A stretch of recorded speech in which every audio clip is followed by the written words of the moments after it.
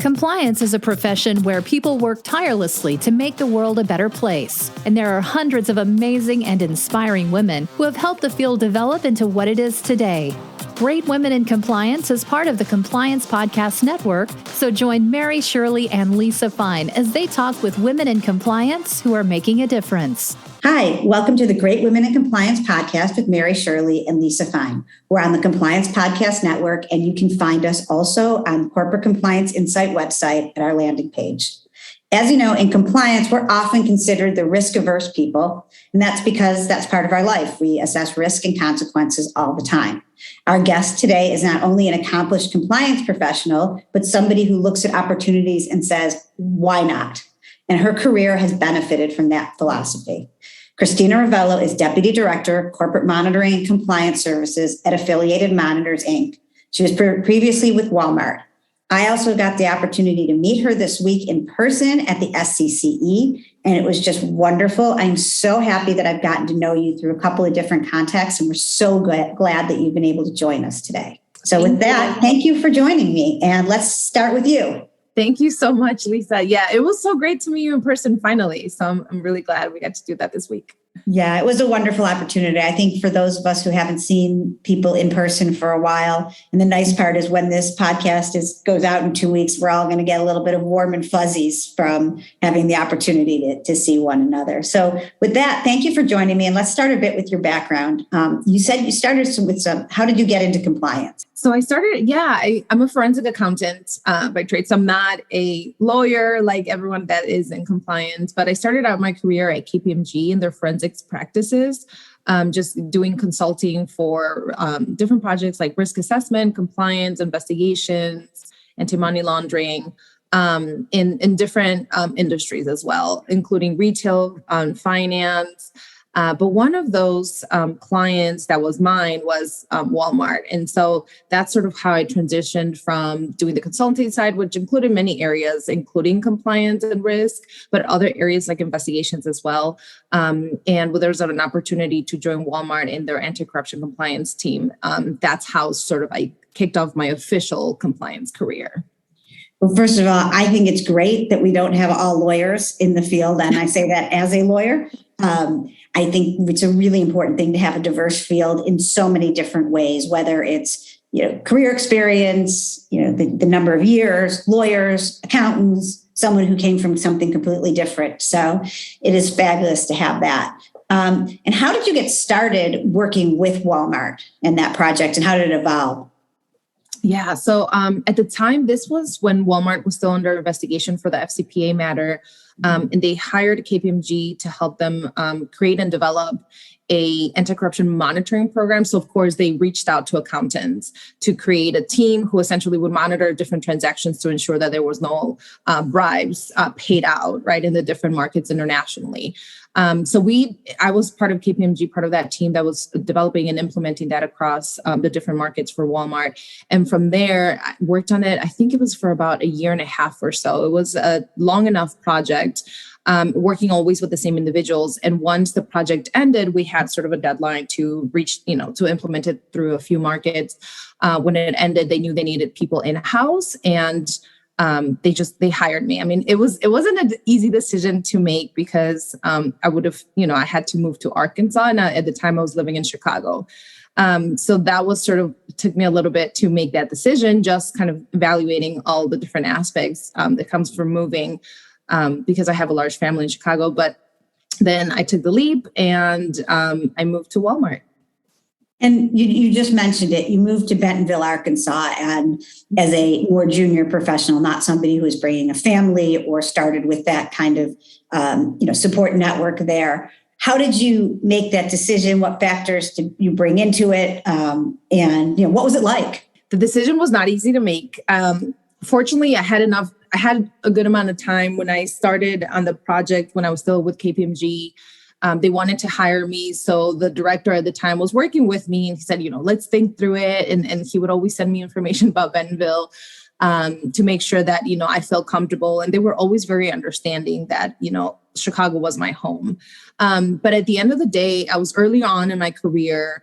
I wanted to do international work, and At KPMG, I was able to do a couple projects internationally, but not as many as I wanted out of my career early on, as well as like utilize my bilingual skills, right? So I definitely wanted to do more projects in Latin America and just kind of see how that would be. So just thinking about the international opportunity that being on an anti-corruption compliance team was going to bring to my career, that was a huge decision maker component. And then also just really getting my foot in the door for compliance, right? I'm not a lawyer. Most job applications, they require a JD, and then the algorithm won't even let you apply, right? The HR algorithm. So you would never make it even if I had the background and kind of worked on projects already. So this was another great way for me to just start my compliance career at a company. Yeah, that is one of the problems with some of the algorithms and the way to look into this, because it's really important to be able to, in some roles, I do think that there are points for having lawyers in certain roles, but having an entire team of lawyers and not having adversity. But yeah, I think you've mentioned it again, one of those big concerns. So once you got to Walmart, what was your first role, and what did you start learning right away from there? Yeah, so I continued working on their anti-corruption compliance monitoring team. So again, just working with a lot of accountants, reviewing accounts and transactions and so forth. So in working in that, then I had the opportunity to go to Chile and lead their anti-corruption team. So I think just starting out in the sort of monitoring team, we were just the accountants sort of doing audits, if you will, but from a true compliance perspective. That kind of taught me a lot. It was a global team. Working in anti-corruption in general is a global team because, we're obviously monitoring everything outside of the US. Taught me how to work in a true global team. I mean, I sat in Bentonville, but my teams were in different countries. And so I was on Zoom calls before being on Zoom calls all day was a thing. So that's just how we did business every day and emails in Spanish. And that was like thrilling for me to just incorporate my culture and my language skills as well. From there, the vice president offered me an opportunity to go to Chile to lead their anti-corruption team there when they needed someone to kind of backfill interim until they hired someone. So that was also a new challenge, a new opportunity that at the time was very scary. I would have to say it was still earlier on in my career. I think this was only like a year and a half or almost 2 years from the time I joined Walmart. And I felt like I was still learning a lot about the compliance side from an anti-corruption perspective and had learned a lot already, but still learning. And I got the opportunity to go to kind of lead an international market, which was very exciting. That is something that's really great to start doing early on. And I mean, it's an opportunity that not a lot of people will get. But again, you've now moved from Chicago to Arkansas, and now you were in Chile. So, how did you evaluate doing that role and taking it, and what were the benefits and what were some of the challenges?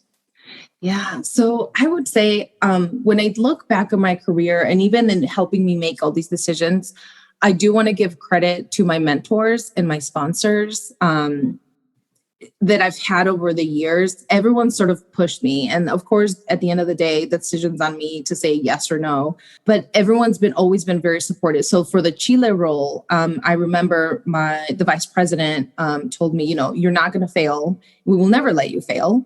And call us for anything. And if you think you're going to fail, we're going to fail together. It's not you out there sort of failing on your own. Both of us would fail because I send you and you're going, and we will be fine, and we're always going to be there for you. So just having that support system was something that really helped me make that decision. It wasn't just we're throwing you out into the wolves, but truly being a global team, a partnership, and just someone who truly believed in me, right? And like, yes, you can do it. Go do it. And that's why I'm sending you. So I said yes to that opportunity, got the chance to go, met some great people, lived there for about 9 months, but supported the team for an additional 2 to 3 months. So it was almost a year of truly leading that team in that market, which was very rewarding. Learned just the difference of working from headquarters to a market, you leading a program from a market rather than sort of building out the policies from headquarters and sending it to the market and building the structure, but sending it to the market for execution. It was truly executing. And I think it gave me a different perspective from a compliance way of, sometimes even some of the procedures that I had helped develop were not easy to execute once I was in the market. The reality was different. And so bringing that perspective back to headquarters in Bentonville was really valuable as well. I mean, I think that is one thing too. I've worked in like the U.S. market in a global organization and also in corporate, and also spending some time in like the facilities and things like that. I do think it's a really important thing because it helps you, especially if you've never done it, translate not just in terms of language, but culture and what's realistic and what isn't. And also, I had a boss and a mentor who said that, most people's most feared words is when someone walks in and says, "I'm from corporate, I'm here to help." And I laugh about that every day. But with that in mind, I mean, I assume that also being a younger woman, being in Latin America, being having been just a few years into Walmart, there may have been some challenges as a basis of that, and also that you're not from Chile. Can you talk a little bit about being a younger woman, not from Chile, in that role? Yeah, no. And, I will say not just in that role, but even in my role after I moved back from Chile and I was leading risk assessments, I think just being a younger woman was something that people had to get used to, but it wasn't sort of an initial thing that people just felt comfortable with, I would say. But in Chile specifically, not being from the country, everyone was that culture is just absolutely amazing. And everyone's so respectful and lovely. The time where that came into play for me was more about, I didn't know local law to the extent that the team did. So they just kind of had to help me a little bit more, making sure that I took everything into consideration before making a decision. So that was extremely helpful, but we had an amazing team there. Being a younger woman, I think it was just sort of when you walk into a meeting and no one addresses you because they don't think you're leading the meeting, but then you start leading the meeting and they give you this look of like, "Oh, I didn't know." And I would get a lot of comments of like, "But you're so young." And a lot of people actually asking me how old I was, especially men. And then they would say, "I know we're not supposed to ask this, but how old are you?" And, "You're coming from Bentonville." So I think it took a lot of people by surprise. But also, I had the backing, if you will, of Bentonville and headquarters. So it wasn't too bad. Yeah. I mean, it is always interesting when that happens or when there's times where people look at, I've had friends and people look at you like, or me when I was much younger and say, basically wonder where the coffee is. And when are you going to come back with exactly. that? Or are you there to take notes? That one for sure. I had an interesting scenario where I was leading a risk assessment in Japan, and Japanese culture is very different. But I went with my coworker, older male, and I was leading that risk assessment. He went with me. He was taking notes, but also kind of we were working together. But I was really leading that risk assessment for that market. And even when I asked the question, when people responded, they wouldn't look at me. They would look at him and give him the answer. So it was just, I think it's things we learn throughout our careers and how to manage them. But it's just what comes with the territory, I think, sometimes. Yeah, I remember when I was in my career defending, I think my first deposition, it was a Japanese person who worked at a bank. And he really thought that he should be being, defended by the partner. He was not, and he wanted to have lunch ahead of time, which we did. Long story short, he wanted to have a drink at lunch and was very upset that I wouldn't have a beer with him. And I said, neither of us were going to have a beer at lunch. And he told me I was no fun. And I then explained no one was paying me to be fun. But it was kind of like, it was almost this dichotomy of, if you didn't have the serious person, if you had this, this was a long time ago, this younger woman who was defending him, let's just kind of make it a little bit more fun. There's nothing fun about defending a deposition for your first time. So it has happened.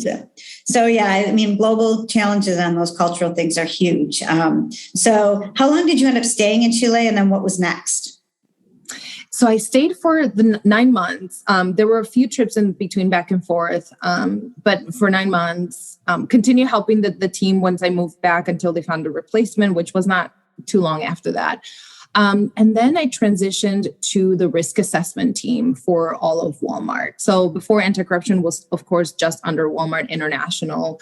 And now risk assessment was for all of the compliance subject matters, not just anti-corruption, still within Walmart International. So we had 13 subject matters we were covering, everything from privacy, food safety, health and safety, antitrust, everything in between, ethics, et cetera. So did that for about a year and a half, which was also a great opportunity. Again, international role, got to travel a lot, which I wanted to get more experience in other markets, but working in a true global program again.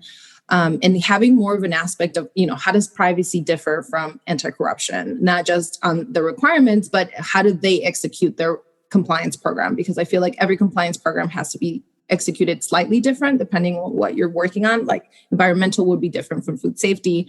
So just learning that from like a higher level perspective was extremely helpful for me in my career as well. Well, one of the things is we've talked a lot about you saying yes, particularly about traveling, about different opportunities. One of the other things, and actually to go back to SCCE, one of the things that was in one of the panels I was attending was talking about the idea of, is an opportunity always an opportunity? In other words, sometimes it might be an opportunity, but not the right one for you in terms of timing. Are there times where you said no or made some decisions like that? And what was your thought process?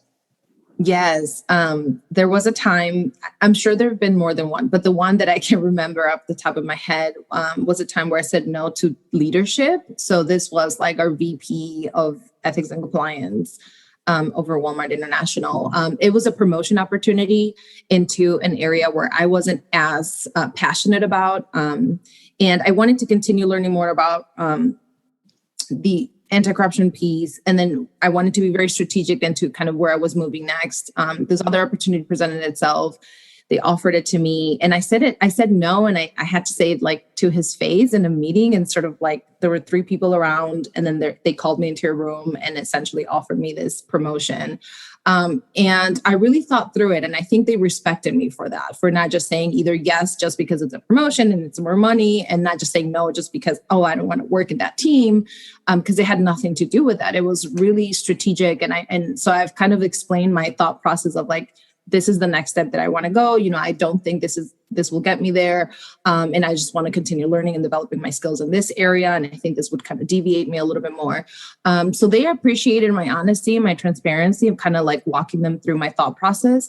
And they were okay with it because I was able to get a promotion, not sure after that, and into a team that kind of was aligned with what I wanted to do with my career.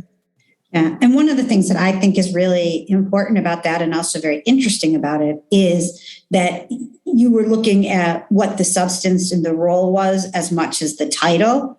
And I think sometimes in the more matrixed or hierarchical organization, like I assume, Walmart has to be by the size, is that that's not always the traditional view on those sorts of things. So you kind of move up and then figure it out later, and you figured it out. Yeah. And it wasn't easy, right? Because it's also one of those things where you don't want to say no just to say no. You don't want to be sort of grateful and accept every opportunity. And also in those large organizations, you don't know when the next opportunity is going to come up, right? It's different from consulting. Like when I started my career at KPMG, where, every 3 years you got promoted, as long as you were doing a great job.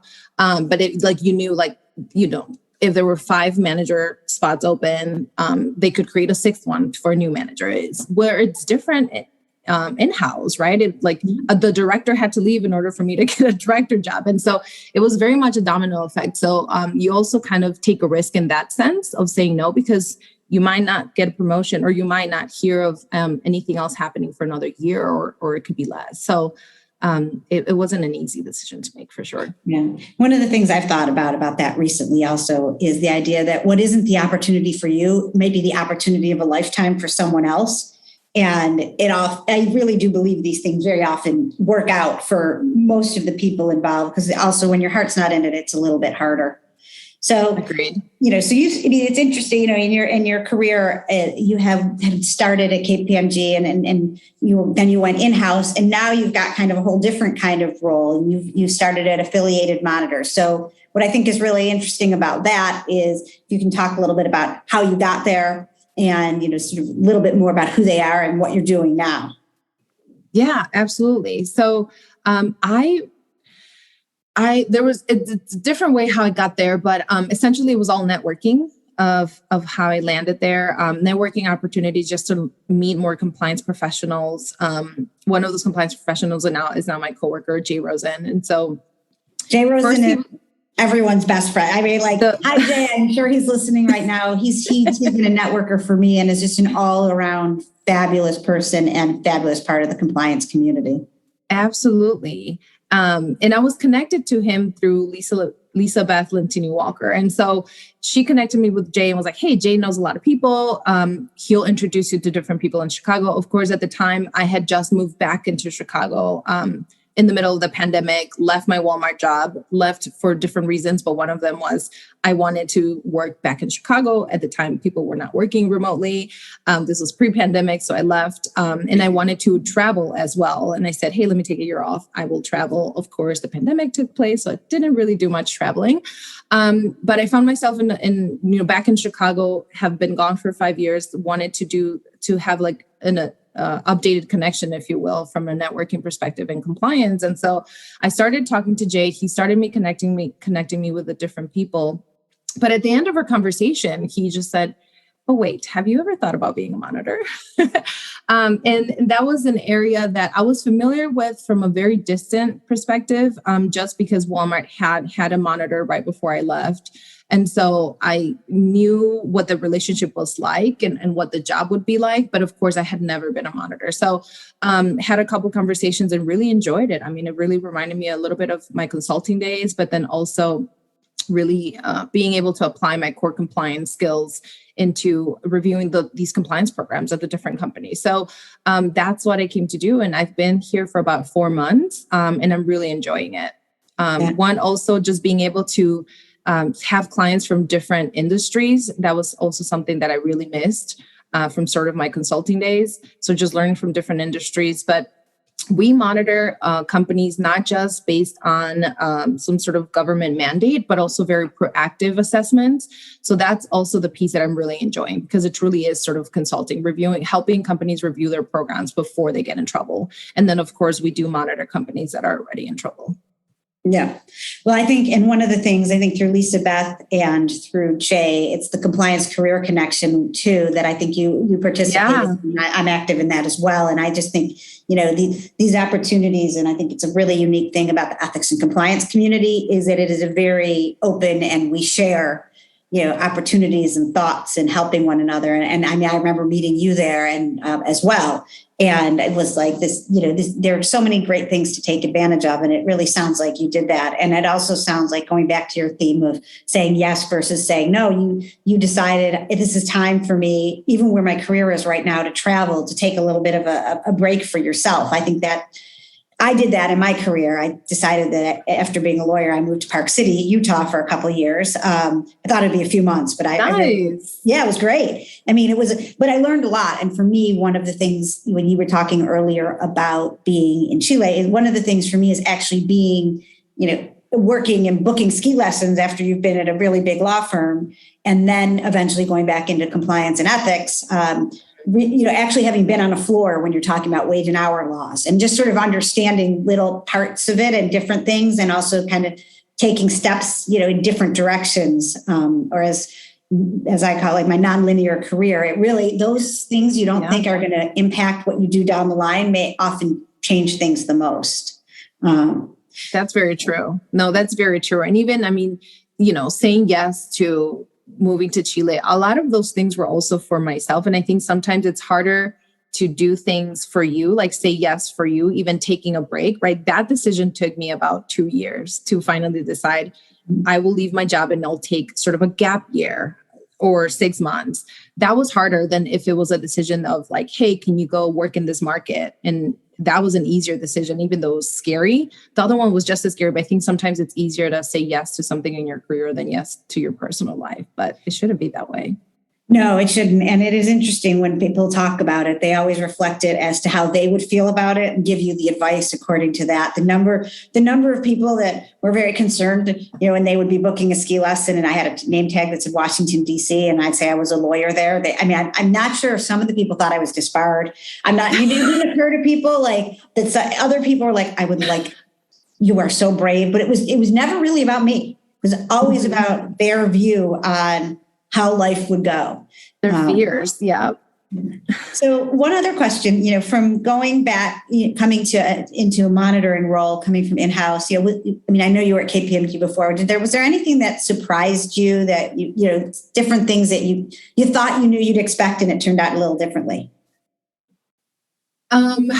So far here, monitoring, not so much. I am learning the whole side of sort of working with the Department of Justice and the reporting that kind of goes on between that. And I think, I guess I will say what surprised me is more about just learning these different clients. I came from Walmart, who, with a huge compliance program, right? Like, I think at the time when I left, it was maybe like a little bit over 2,000 individuals doing compliance on a global perspective.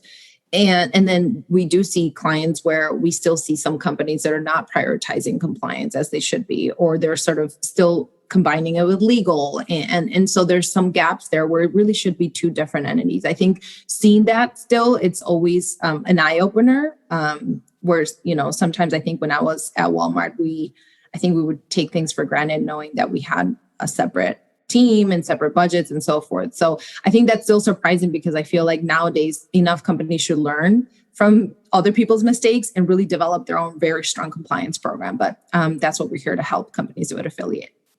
Yeah, I think that makes sense. It's interesting. I think that some of that for me is also company-based. I think the most important thing for me is that a compliance function has its own separate direct line to the board, because if you're still working with legal, it's one thing. But if you're working with legal, but you still have your own opportunity to have separate avenues, I think that is also, is a good solution. It depends a lot on the organization, but I think that, if it all goes straight through the chief legal officer, who's also a chief compliance officer, I think that's a challenge for everybody, including the legal team, because they don't have the kind of back and forth that is critically important, and the opportunity to be able to make sure that things are raised to a board in certain ways.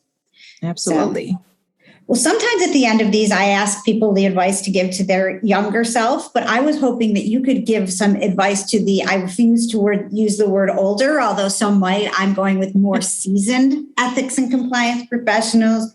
What do you wish that we knew, or that we would think about, as we're building programs or being mentors or advocates? What advice would you give to us? One that pops out for me is don't lose your connection to sort of the boots on the ground individuals who are actually executing the programs. Mm-hmm. A lot of the times where we would have different suggestions and just feedback on how to make the program more efficient and better. And even in my experience, right, when I went to work in the market and I was the one executing the anti-corruption policy and procedures, I realized that even some of the things that I thought were going to work, sitting in headquarters in Bentonville, were actually not as efficient, or there was a faster way that we could have done it if we would just ask, right? Sometimes it's harder to ask everyone for feedback at a large organization, especially at a global one, because you want to try to have one procedure and sort of align it to the different markets,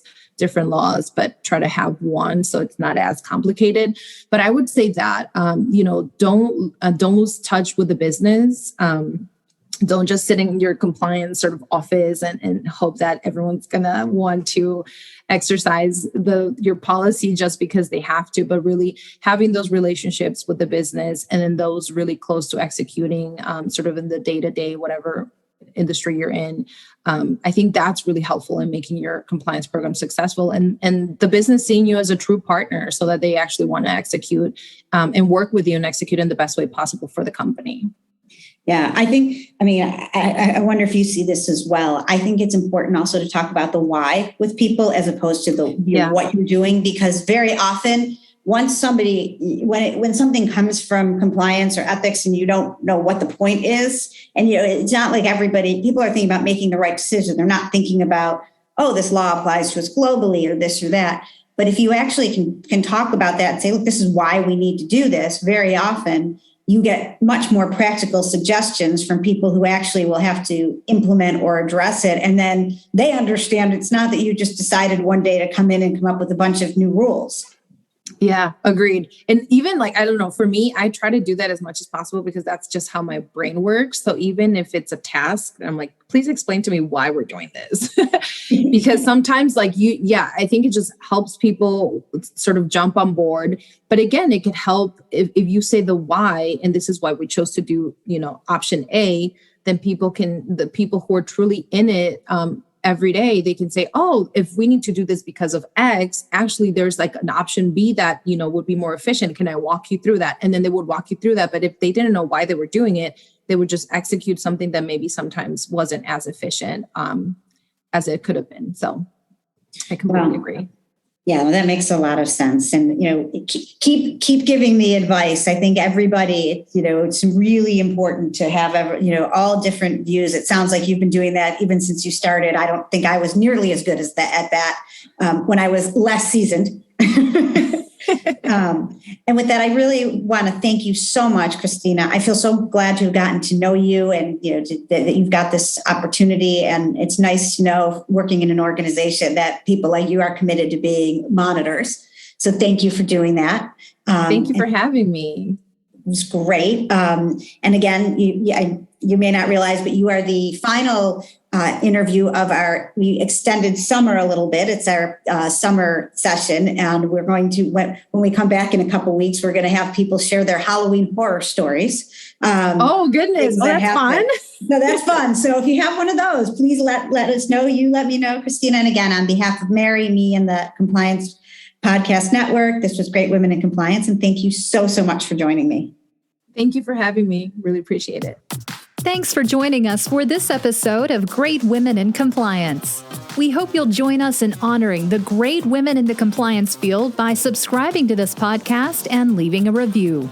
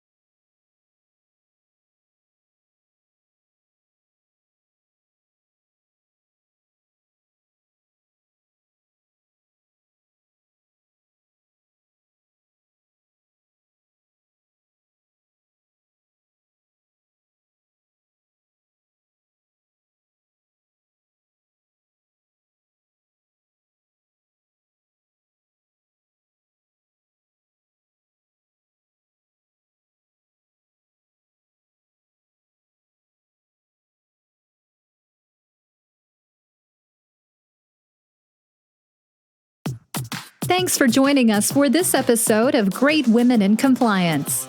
We hope you'll join us in honoring the great women in the compliance field by subscribing to this podcast and leaving a review.